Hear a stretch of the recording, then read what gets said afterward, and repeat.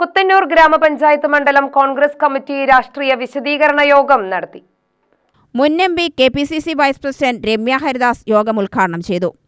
കഴിഞ്ഞ 15 വർഷക്കാലമായി Indian national കോൺഗ്രസിനോടൊപ്പം ഐക്യജനാധിപത്യ മുന്നണിയുടെ കൈകളിലേക്ക് ഗ്രാമപഞ്ചായത്ത് കുത്തന്നൂരിന്റെ വിവിധ ഭാഗങ്ങളിലുള്ള ഏറ്റവും സാധാരണക്കാർ എന്നുണ്ടായിരുന്ന സാഹചര്യത്തിൽ നിന്നാണോ കോൺഗ്രസിന്റെ കൈകളിലേക്ക് ഏൽപ്പിച്ചത് എന്നുള്ളത് വളരെ കൃത്യതയോടുകൂടി അറിയാവുന്ന ആളുകളാണ് കുത്തന്നൂര് പ്രദേശത്തുകാർ.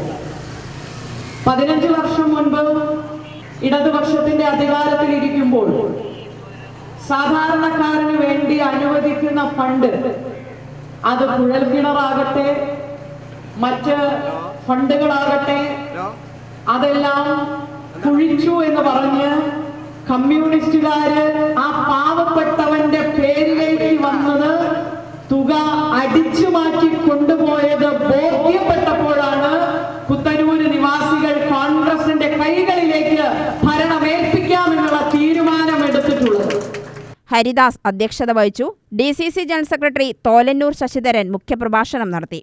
Block Congress president P Balan, DCC member T Rajan, P T Sahadevan, V Viswanathan, K Ummer Farooq, Sakkir Hussain തുടങ്ങിയവർ പ്രസംഗിച്ചു. UTV news, Palakkad.